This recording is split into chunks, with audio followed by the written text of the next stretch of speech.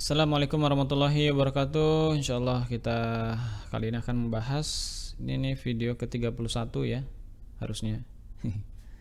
Kita akan ngebahas tentang apa itu Black Hat SEO.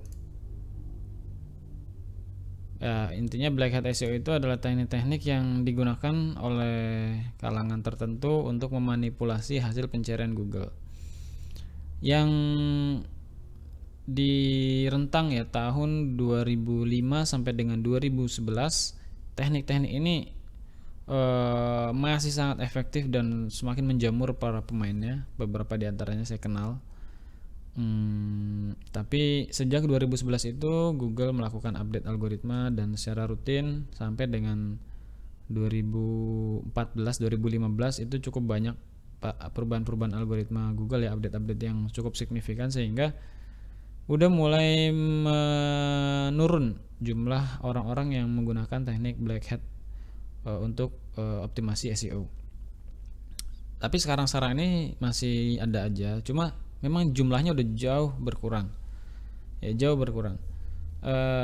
Terus apa dan kenapa gitu.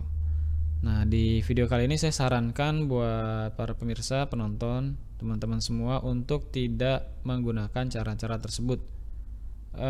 Selain bisa memberikan dampak yang kurang bagus lah buat komunitas, buat pengguna Google, tentu itu juga nggak akan bertahan untuk keberlangsungan bisnis kita ya, jangka panjang itu nggak akan bagus. Jadi sebetulnya dalam memahami black hat ini simple aja ya. Black hat itu kan sesuatu yang memang berpola. Nah, sesuatu yang berpola itu juga akan bisa dilawan dengan algoritma gitu. Oke, kita langsung aja masuk ke pembahasannya di layar nih. Nah, sebelum kalian mempelajari teknik-teknik di SEO, ada baiknya untuk menghatamkan Google Guideline. Jadi di Google Guideline ini sebenarnya semua tuh udah lengkap banget ya. Dan black hat itu nanti masuk ke pembahasan di sini nih, quality guideline. Banyak banget nanti pelanggaran-pelanggaran yang umum terjadi, tapi banyak dari pelanggaran-pelanggaran itu yang sekarang ini udah mudah dikenali oleh Google. Kita langsung masuk ke quality guideline. Ini ada versi bahasa Inggris sama bahasa Indonesianya, tinggal diganti aja, ini diganti jadi ID kayak begini. Nanti kita masuk ke halaman yang bahasa Indonesianya, tapi ya memahaminya nanti harus agak dipikir ya, karena yang versi terjemahan ini memang agak bahasanya agak unik gitu. Nah, di sini hal-hal yang sama Google itu sebetulnya dilarang, dan ini masuk kategori black hat ya. Dan saran saya, cara-cara seperti ini memang dihindari kecuali kita bisa memahami cara kerjanya. Ini saya bicara tentang long lastingnya ya, keberlangsungan jangka panjangnya. Misalkan automatically generated content atau auto generate content yang dibuat secara otomatis. Ada beberapa teknik-teknik yang memang walaupun dibuat secara otomatis, kualitas konten itu tetap bagus, tetap enak dibaca, dan tetap unik. Jadi sebetulnya nggak ada masalah ketika kita bisa melakukan produksi konten yang dilakukan secara otomatis, dengan catatan hasilnya tetap unik, dibaca tetap enak, dan kualitasnya tetap terjaga. Nah, di sini nanti ada penjelasan ya, auto generate content itu yang dibuat secara programmatically ya, jadi pakai mesin lah intinya untuk memanipulasi ranking pencarian, dan nggak bisa memberikan petunjuk yang jelas kepada para pengguna Google. Nih, ini ada penjelasan lebih detailnya. Yang dimaksud dengan auto generate content itu yang kayak gimana? Yang nggak ada manfaatnya buat pembaca. Terus yang cuma terjemahan aja, nggak di review atau dikurasi sebelum dipublish lewat proses otomatis. Terus mengganti sinonim aja secara otomatis. Terus apa lagi nih, ngambil dari RSS feed atau dari search result. Terus menggabungkan banyak bla bla bla bla gitu ya, tanpa memberikan tambahan value atau manfaat. Tapi sebetulnya kalau kita perhatikan ya, ada banyak banget situs-situs yang dikelola oleh perusahaan besar dan melakukan generated content.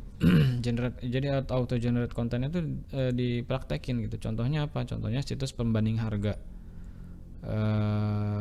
Ya nanti bisa dicari sendiri lah. Situs pembanding harga itu sebenarnya mereka melakukan scrap konten dari banyak website, terus dikombinasi, dan mereka tetap memberikan kurasi ya, tetap memberikan kurasi terhadap konten itu, ditambahin di bagian bawahnya ada review dari editornya, dari penulisnya. Nah itu kalau yang kayak gitu nggak apa-apa. Jadi AGC atau automated generated content yang semacam itu nggak ada masalah gitu. Terus ada lagi sneaky redirects. Nah ini kalau kita baca sneaky redirects ini apa ya, misleading lah intinya. Jadi orang ngeklik apa dia larinya kemana, kayak gitu. Kalau untuk redirect yang 301 itu sama Google dibolehkan. Nih ini ada link penjelasannya. Ya pokoknya ini dipelajarin aja deh semuanya. Terus juga ada skema link, ada yang link piramida dan seterusnya itu.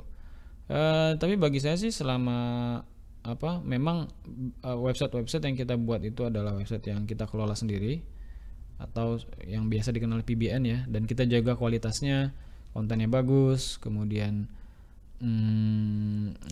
dia emang enggak terlalu spammy semacam itu ya nggak ada masalah sebetulnya.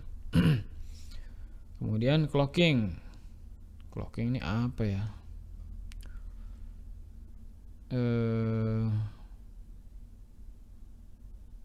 Nih ya itulah penjelasannya. Jadi hasilnya beda ya.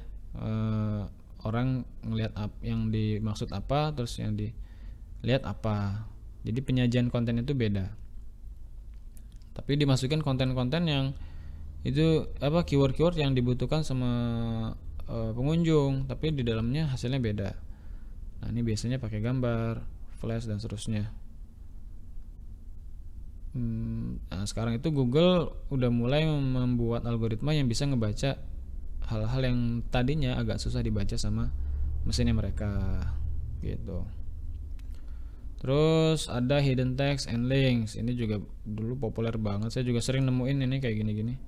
Jadi misalkan backgroundnya warna putih, nanti teksnya tuh dibuat warna putih juga gitu. Jadi orang nggak bisa baca. Jadi di dalam di dalam halaman itu sebenarnya ada banyak konten yang mengandung keyword, tapi orang nggak tahu di situ ada kontennya kayak gitu. Terus doorway page ya, doorway page tuh ini booming banget ini di era 2009 sampai 2011. Kalau kita masuk ke satu website, kita tuh kayak diajak muter-muter aja di situ, ya kan? Ini kayaknya diklik ini nih gitu. Habis itu diklik, begitu diklik, lah kok informasi yang kita temu nggak ada, muter-muter aja. Kita keliling-keliling, pokoknya yang kita cari nggak ada di situ. Nah itu namanya doorway page, itu nggak boleh. Dan ini doorway page ini udah nggak bisa deh kayak sekarang tuh. Kalau clocking ini masih agak-agak bisa ya, beberapa masih ada sekarang. Doorway ini udah nggak mungkin, udah susah banget, nggak ada. Terus scrap konten ini udah jelas, pasti langsung di index.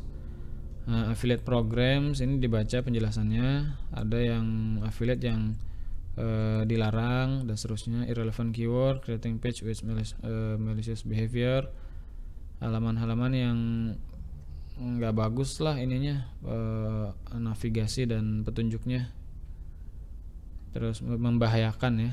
Ada kayak misalkan tiba-tiba ada pop up, terus tiba-tiba kita klik apa tapi yang muncul apa kayak gitu. Nah itu tuh sebetulnya nggak diperbolehkan. Makanya biasanya orang-orang yang main cara-cara seperti itu memang trafficnya nggak lewat Google tapi lewat yang lain ya, lewat platform yang lain. Ataupun kalau lewat Google itu biasanya nggak langsung ada di websitenya. Biasanya situs-situs download tuh, situs-situs download software ya yang bajakan-bajakan gitu, terus film.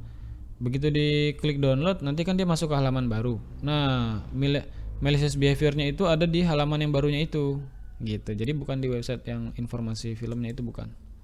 Biasanya diakalinya begitu. Apalagi ya ini semuanya lah ya. Ini hal-hal yang sebaiknya dihindari ya, terutama pokoknya gini deh, kalau ada eh, apa orang atau pihak manapun yang menawarkan proses pembuatan konten atau proses optimasi yang kayaknya kok mudah banget dan bisa dilakukan secara seorang diri, tapi bisa menghasilkan sesuatu yang besar, misalnya jumlah konten dalam kuantitas yang besar atau jumlah backlink dalam kuantitas yang besar. Nah, itu perlu teliti lagi ya, perlu digaris bawahi dulu, harus hati-hati. Ini bener nggak? Nanti kalau ada apa-apa sama website saya di kemudian hari gimana? Sayang ya, kita udah bikin website, udah ngabisin waktu, tetapi di kemudian hari sama Google kena penalti, sama Google dimasukin sandbox, sama Google kena di index, bahkan di ban gitu. Kalau udah di ban permanen itu nggak bisa di reindex lagi. Di index itu bisa di reindex, saya pernah. Terus sandbox itu juga saya pernah, bisa dibalikin lagi. Tapi kalau udah ban permanen udah nggak bisa. Itu sedikit seputar Black Hat ya. Jadi saran saya ini dihatamin dulu semuanya, petunjuknya, sambil nanti ditimbang-timbang ya. Mungkin nanti bisa dipelajari lagi di video-video yang lain. Untuk yang sekarang cukup itu dulu. Semoga bermanfaat dan mencerahkan. Assalamualaikum warahmatullahi wabarakatuh.